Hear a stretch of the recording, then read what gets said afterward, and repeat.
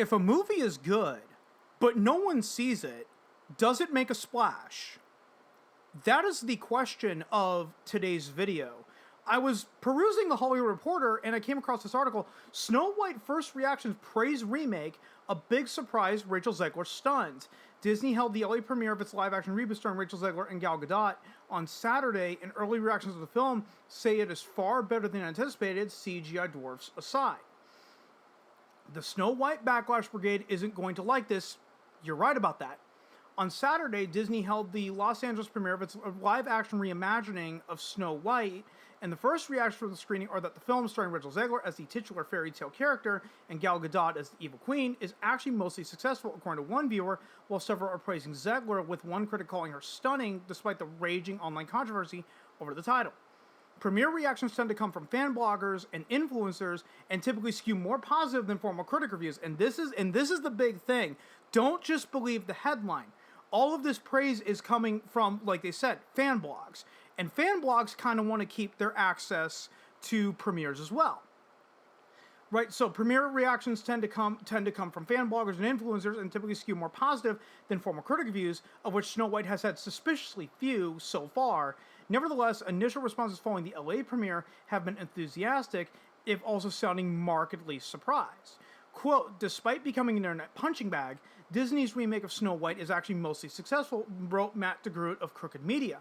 Rachel Zegler is an absolute star. Most of the new songs are catchy and beautifully performed, and the visual palette is sumptuous and vibrant. Gal Gadot has beautiful gowns. It's a solid 3.5 out of 5. Cinderella is my favorite of the remakes, but I would put this on par with The Little Mermaid. And the next tier of my rankings with the rest below. End quote. And most of the quotes are pretty much the same thing. But here's the thing. It doesn't matter if you're getting all this praise from fan blogs. It doesn't matter if you're getting all this critical praise. As I said, you can make the greatest movie ever made, but if no one goes to see it, does it make a sound? The big issue that the live-action Snow White is facing is all of the surrounding controversy, and the fact that the controversy itself now runs the risk of being far more interesting than the movie itself. Right? The Snow White Backlash Brigade isn't going to like this. Okay, the backlash has existed ever since this movie was first announced, and you had Disney basically pander to Peter Dinklage, where he was going on and on and on about the depiction of dwarves in the live action Snow White movie. So Disney came out and said, no, we're not gonna cast dwarves. We're gonna go a completely different direction and cast magical creatures. And what that led to very recently, there was an article from the New York Post that I read just a couple days ago. I didn't jump on it at the time, but it's more poignant now. Is that now you have these groups of I'm just gonna, for lack of better, of little people actors, if we're being PC, I would say midget actors, but oh no, you can't use the word midget anymore. Fuck it, I'm gonna use the word midget. But they were coming out and slamming Disney for not casting little people in the roles of the dwarves. And it's like, well, again, they also suspiciously don't point the finger at Peter Dinklage, but yes, is that Disney pandered so hard to not offend the dwarfism community that they still managed to piss them off, because like, wait a minute, you could have cast actual dwarves to play the dwarves in the live action remake of Snow White, but yet you chose to make the dwarves CGI instead. Why'd you do that when you could have casted actual dwarves? But anyway, I digress. You also had controversy over the casting of Rachel Zegler, which it didn't matter who they cast in the role. It was always going to draw controversy. Okay, people forget that there was controversy around Michael Keaton's casting as Batman back in the late 80s. Okay, many people were going, wait a minute, Mr. Mom is going to play Batman? Yeah, no thanks, I'm good. And now Michael Keaton's Batman is like one of the definitive... Now Michael Keaton is like one of the definitive Batman actors who played Batman. But again, back when he was first cast, everyone was scratching their heads going like, really? Mr. Mom is going to play Batman? all they needed to do to quell Rachel Zegler's casting is just show off her singing, okay, we're going against type by casting Rachel Zegler, who was a Latina, in the role of Snow White, but just hear her sing. You know, she can really sing the part, and that was more important than getting someone who looked much closer to Snow White but couldn't sing worth shit. You know, we wanted someone who could do both. And you have this article from MovieWeb basically citing that, you know, oh, the Rachel Zegler Snow White controversy is due to racism. And while that might be part of the reason, I'm not going to deny that it exists. It definitely does. There's a small part of the controversy that does exist around her Snow White casting is a bunch of racists. But even Rachel Zegler herself has really done herself no favors by, you know, talking to the press, and it's like, oh, this movie's going to be different because it's not 1937 anymore. The prince practically stalked Snow White.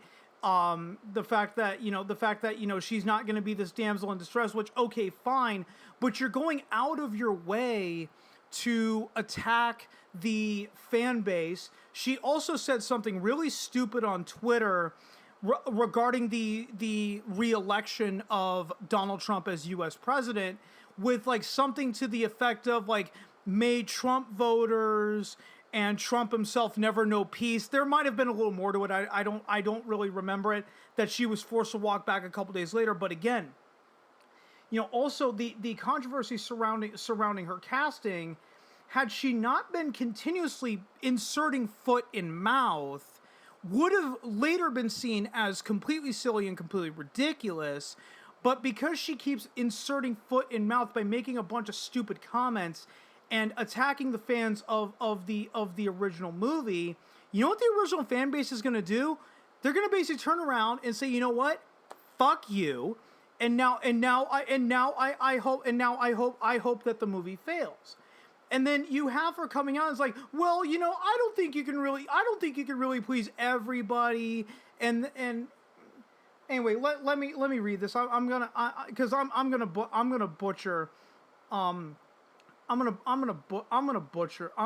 absolutely butcher this. There we go. Okay, I did find the Trump quote as well.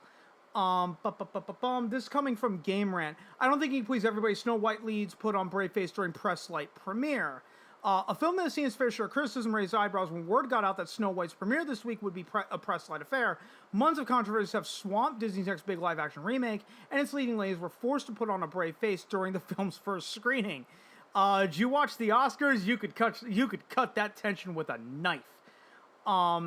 Snow White is a live-action, yeah. The Los Angeles premiere of the film would have been a great way for the remake to claw back some support, but the Hollywood Reporter detailed that almost all of the red carpet press was missing, and I did a video on this at the time. It's because at this point, there's no way that Disney is going to win with all of this controversy, so at this point, just have the actresses just not even really address it. Just, you know, basically just have them keep their damn mouths shut and let the movie speak for itself.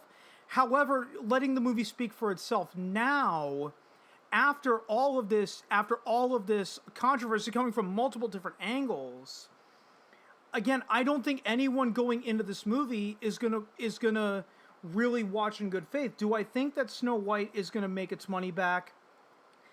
I don't think it's gonna make its money back. I think it's gonna do similar to The Little Mermaid.